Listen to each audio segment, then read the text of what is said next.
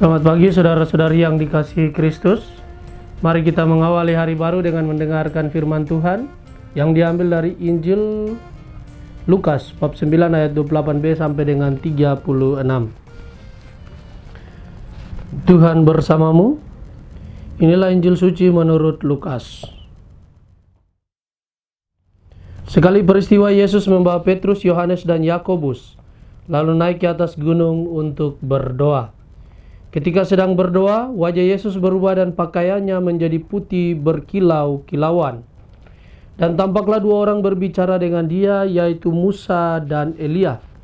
Keduanya menampakkan diri dalam kemuliaan dan berbicara tentang tujuan kepergian Yesus yang akan digenapinya di Yerusalem. Sementara itu, Petrus dan teman-temannya telah tertidur. Dan ketika terbangun, mereka melihat Yesus dalam kemuliaannya.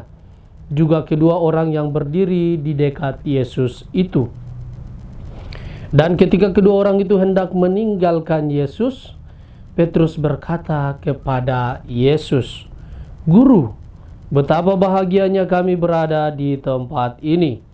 Baiklah, kami dirikan sekarang 3 kemah, satu untuk engkau, satu untuk Musa, dan satu untuk Elia." Tetapi Petrus tidak tahu apa yang dikatakannya itu.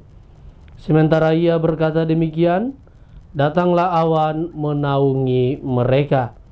Dan ketika masuk ke dalam awan itu, takutlah mereka.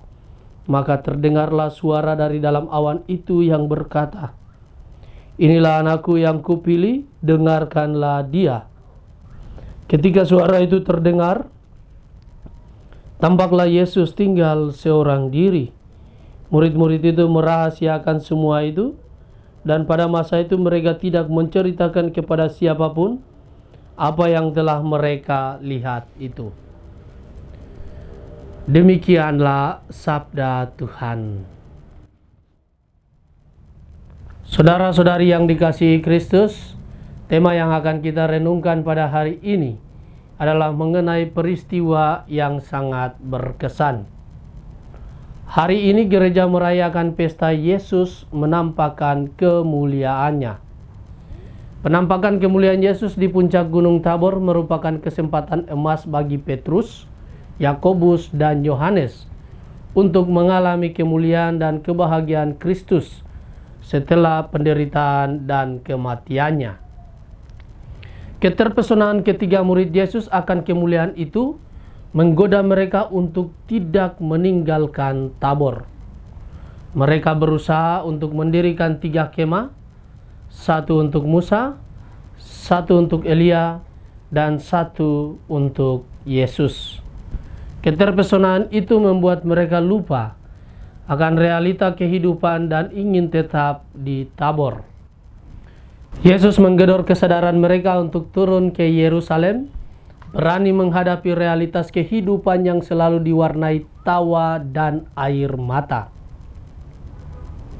Di Yerusalem inilah Yesus akan memulai jalan penderitaannya, jalan salib sebelum akhirnya mencapai kemuliaan melalui kebangkitannya.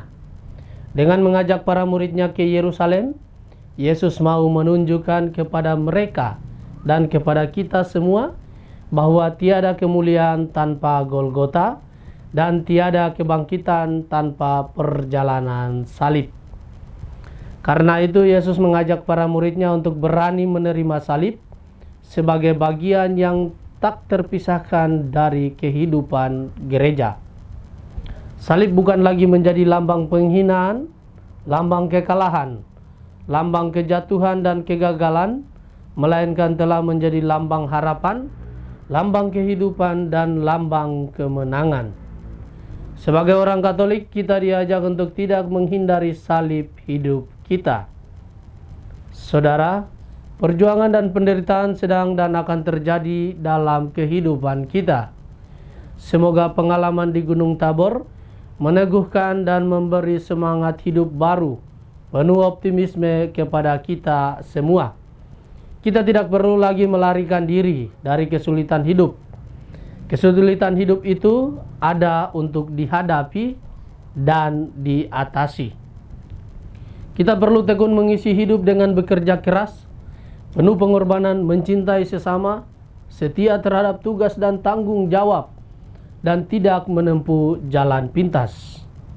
Semoga kita menemukan kemuliaan dalam penderitaan salib dan mengalami juga kebangkitan. Amin. Marilah berdoa. Tuhan, pagi ini kembali kami naikkan syukur dan dalam doa dan permohonan. Terima kasih sudah menjaga kami saat tidur maupun bangun. Terima kasih untuk udara sejuk dan segar pagi ini. Tuhan, kami hendak beraktivitas. Kami mohon tuntunan dan pemeliharaan-Mu. Jauhkanlah kami dari yang jahat dan berilah kami kekuatan dan kesehatan. Ajarilah kami untuk saling mengasihi dan mengampuni. Kami serahkan hari ini ke dalam tangan-Mu. Kristus terang dunia, berkatilah keluarga-keluarga kami. Jadikanlah kami alat kasih-Mu, dan pantaskanlah kami menjadi hamba-Mu yang setia. Amin. Tuhan bersamamu.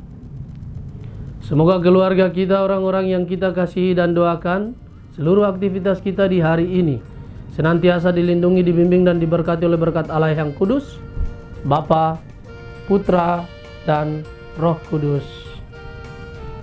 Amin.